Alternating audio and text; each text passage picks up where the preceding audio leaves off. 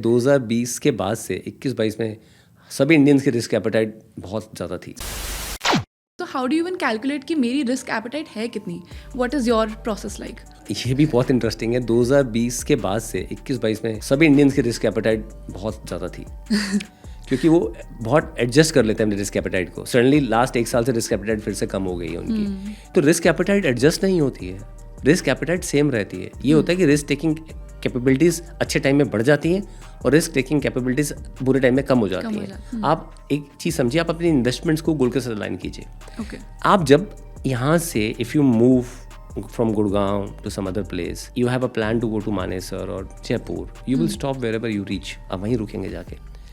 अब मानेसर जाना तो मानेसर रुकेंगे, जयपुर जाना तो जयपुर रुकेंगे। अगर आप जस्ट वॉक के लिए निकले हो या ड्राइव पे निकले हो तो आप कभी भी वापस आ जाओगे कहीं से भी। ये हो गया मेरा।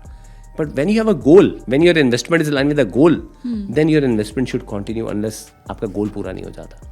जब वो गोल के पास आप आ गए हो, मान लो आपका गोल है 50 लाख का और 6 महीने पहले 50 लाख आ गया, then is a time to move to a safer side. आप आर्बिट्राज में आ गया, लिक्विड फंड में शिफ्ट कर दिया। क्योंकि हो सकता है जब आप पहुंचो गोल के पास, मार्केट किसी कारणवश करेक्ट हो रखी है। So I think you align your goal with your investment with your goal, और रिस्क एपेटाइट आप उस हिसाब से डिफाइन करो अपनी गोल प्लानिंग और risk apatite.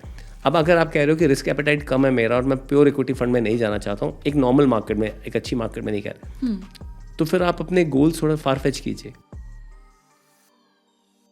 Investment in the securities market is subject to market risks. Read all the related documents carefully before investing.